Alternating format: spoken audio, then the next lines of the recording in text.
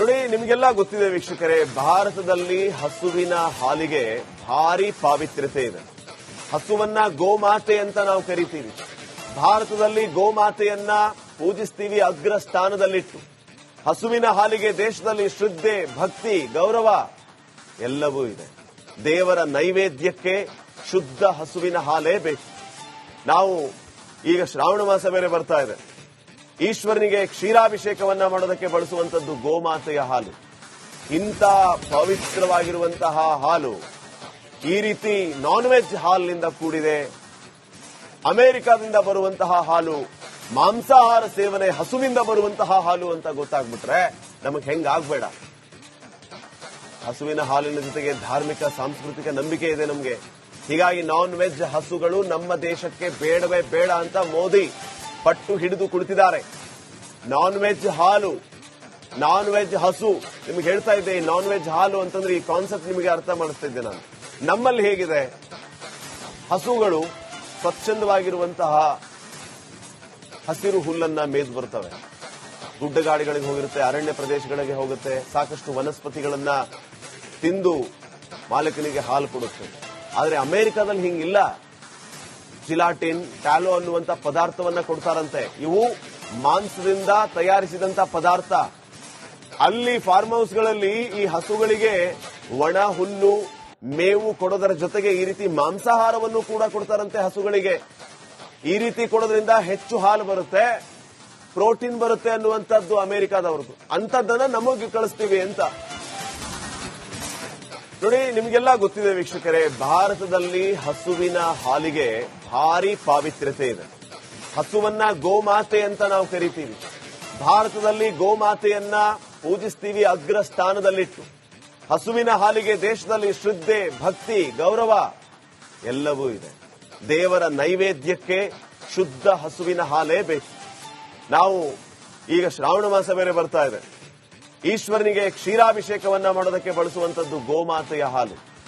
ಇಂಥ ಪವಿತ್ರವಾಗಿರುವಂತಹ ಹಾಲು ಈ ರೀತಿ ನಾನ್ ವೆಜ್ ಹಾಲಿನಿಂದ ಕೂಡಿದೆ. ಅಮೆರಿಕದಿಂದ ಬರುವಂತಹ ಹಾಲು ಮಾಂಸಾಹಾರ ಸೇವನೆ, ಹಸುವಿಂದ ಬರುವಂತಹ ಹಾಲು ಅಂತ ಗೊತ್ತಾಗ್ಬಿಟ್ರೆ ನಮಗೆ ಹೆಂಗಾಗ್ಬೇಡ. ಹಸುವಿನ ಹಾಲಿನ ಜೊತೆಗೆ ಧಾರ್ಮಿಕ ಸಾಂಸ್ಕೃತಿಕ ನಂಬಿಕೆ ಇದೆ ನಮಗೆ.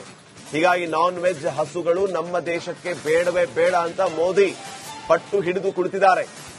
ನಾನ್ ವೆಜ್ ಹಾಲು, ನಾನ್ ವೆಜ್ ಹಸು, ನಿಮ್ಗೆ ಹೇಳ್ತಾ ಇದ್ದೆ. ನಾನ್ ವೆಜ್ ಹಾಲು ಅಂತಂದ್ರೆ ಈ ಕಾನ್ಸೆಪ್ಟ್ ನಿಮಗೆ ಅರ್ಥ ಮಾಡಿಸ್ತಿದ್ದೆ ನಾನು. ನಮ್ಮಲ್ಲಿ ಹೇಗಿದೆ, ಹಸುಗಳು ಸ್ವಚ್ಛಂದವಾಗಿರುವಂತಹ ಹಸಿರು ಹುಲ್ಲನ್ನ ಮೇದು ಬರ್ತವೆ. ಗುಡ್ಡಗಾಡಿಗಳಿಗೆ ಹೋಗಿರುತ್ತೆ, ಅರಣ್ಯ ಪ್ರದೇಶಗಳಿಗೆ ಹೋಗುತ್ತೆ, ಸಾಕಷ್ಟು ವನಸ್ಪತಿಗಳನ್ನ ತಿಂದು ಮಾಲೀಕನಿಗೆ ಹಾಲು ಕೊಡುತ್ತೆ. ಆದರೆ ಅಮೆರಿಕದಲ್ಲಿ ಹಿಂಗಿಲ್ಲ. ಜಿಲಾಟಿನ್, ಟ್ಯಾಲೋ ಅನ್ನುವಂತ ಪದಾರ್ಥವನ್ನ ಕೊಡ್ತಾರಂತೆ. ಇವು ಮಾಂಸದಿಂದ ತಯಾರಿಸಿದಂತ ಪದಾರ್ಥ. ಅಲ್ಲಿ ಫಾರ್ಮ್ ಹೌಸ್ಗಳಲ್ಲಿ ಈ ಹಸುಗಳಿಗೆ ಒಣ ಹುಲ್ಲು, ಮೇವು ಕೊಡೋದರ ಜೊತೆಗೆ ಈ ರೀತಿ ಮಾಂಸಾಹಾರವನ್ನು ಕೂಡ ಕೊಡ್ತಾರಂತೆ ಹಸುಗಳಿಗೆ. ಈ ರೀತಿ ಕೊಡೋದ್ರಿಂದ ಹೆಚ್ಚು ಹಾಲು ಬರುತ್ತೆ, ಪ್ರೋಟೀನ್ ಬರುತ್ತೆ ಅನ್ನುವಂಥದ್ದು ಅಮೆರಿಕಾದವ್ರದ್ದು. ಅಂಥದ್ದನ್ನ ನಮಗೆ ಕಳಿಸ್ತೀವಿ ಅಂತ. ನೋಡಿ, ನಿಮಗೆಲ್ಲ ಗೊತ್ತಿದೆ ವೀಕ್ಷಕರೇ, ಭಾರತದಲ್ಲಿ ಹಸುವಿನ ಹಾಲಿಗೆ ಭಾರಿ ಪಾವಿತ್ರ್ಯತೆ ಇದೆ. ಹಸುವನ್ನ ಗೋಮಾತೆ ಅಂತ ನಾವು ಕರಿತೀವಿ. ಭಾರತದಲ್ಲಿ ಗೋಮಾತೆಯನ್ನ ಪೂಜಿಸ್ತೀವಿ ಅಗ್ರ ಸ್ಥಾನದಲ್ಲಿಟ್ಟು. ಹಸುವಿನ ಹಾಲಿಗೆ ದೇಶದಲ್ಲಿ ಶ್ರದ್ಧೆ, ಭಕ್ತಿ, ಗೌರವ ಎಲ್ಲವೂ ಇದೆ. ದೇವರ ನೈವೇದ್ಯಕ್ಕೆ ಶುದ್ಧ ಹಸುವಿನ ಹಾಲೇ ಬೇಕು. ನಾವು ಈಗ ಶ್ರಾವಣ ಮಾಸ ಬೇರೆ ಬರ್ತಾ ಇದೆ. ಈಶ್ವರನಿಗೆ ಕ್ಷೀರಾಭಿಷೇಕವನ್ನ ಮಾಡೋದಕ್ಕೆ ಬಳಸುವಂತದ್ದು ಗೋಮಾತೆಯ ಹಾಲು. ಇಂಥ ಪವಿತ್ರವಾಗಿರುವಂತಹ ಹಾಲು ಈ ರೀತಿ ನಾನ್ ವೆಜ್ ಹಾಲಿನಿಂದ ಕೂಡಿದೆ. ಅಮೆರಿಕದಿಂದ ಬರುವಂತಹ ಹಾಲು ಮಾಂಸಾಹಾರ ಸೇವನೆ, ಹಸುವಿಂದ ಬರುವಂತಹ ಹಾಲು ಅಂತ ಗೊತ್ತಾಗ್ಬಿಟ್ರೆ ನಮಗೆ ಹೆಂಗಾಗ್ಬೇಡ. ಹಸುವಿನ ಹಾಲಿನ ಜೊತೆಗೆ ಧಾರ್ಮಿಕ ಸಾಂಸ್ಕೃತಿಕ ನಂಬಿಕೆ ಇದೆ ನಮಗೆ. ಹೀಗಾಗಿ ನಾನ್ ವೆಜ್ ಹಸುಗಳು ನಮ್ಮ ದೇಶಕ್ಕೆ ಬೇಡವೇ ಬೇಡ ಅಂತ ಮೋದಿ ಪಟ್ಟು ಹಿಡಿದು ಕುಳಿತಿದ್ದಾರೆ. ನಾನ್ ವೆಜ್ ಹಾಲು, ನಾನ್ ವೆಜ್ ಹಸು, ನಿಮ್ಗೆ ಹೇಳ್ತಾ ಇದ್ದೆ. ನಾನ್ ವೆಜ್ ಹಾಲು ಅಂತಂದ್ರೆ ಈ ಕಾನ್ಸೆಪ್ಟ್ ನಿಮಗೆ ಅರ್ಥ ಮಾಡಿಸ್ತಾ ಇದ್ದೆ ನಾನು.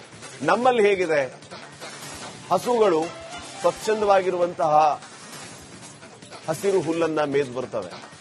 ಗುಡ್ಡಗಾಡಿಗಳಿಗೆ ಹೋಗಿರುತ್ತೆ, ಅರಣ್ಯ ಪ್ರದೇಶಗಳಿಗೆ ಹೋಗುತ್ತೆ, ಸಾಕಷ್ಟು ವನಸ್ಪತಿಗಳನ್ನ ತಿಂದು ಮಾಲೀಕನಿಗೆ ಹಾಲು ಕೊಡುತ್ತೆ. ಆದರೆ ಅಮೆರಿಕದಲ್ಲಿ ಹಿಂಗಿಲ್ಲ. ಜಿಲಾಟಿನ್, ಟ್ಯಾಲೋ ಅನ್ನುವಂತ ಪದಾರ್ಥವನ್ನ ಕೊಡ್ತಾರಂತೆ. ಇವು ಮಾಂಸದಿಂದ ತಯಾರಿಸಿದಂತ ಪದಾರ್ಥ. ಅಲ್ಲಿ ಫಾರ್ಮ್ ಹೌಸ್ಗಳಲ್ಲಿ ಈ ಹಸುಗಳಿಗೆ ಒಣ ಹುಲ್ಲು, ಮೇವು ಕೊಡೋದರ ಜೊತೆಗೆ ಈ ರೀತಿ ಮಾಂಸಾಹಾರವನ್ನು ಕೂಡ ಕೊಡ್ತಾರಂತೆ ಹಸುಗಳಿಗೆ. ಈ ರೀತಿ ಕೊಡೋದ್ರಿಂದ ಹೆಚ್ಚು ಹಾಲು ಬರುತ್ತೆ, ಪ್ರೋಟೀನ್ ಬರುತ್ತೆ ಅನ್ನುವಂಥದ್ದು ಅಮೆರಿಕಾದವ್ರದ್ದು. ಅಂತದ್ದನ್ನ ನಮಗೆ ಕಳಿಸ್ತೀವಿ ಅಂತ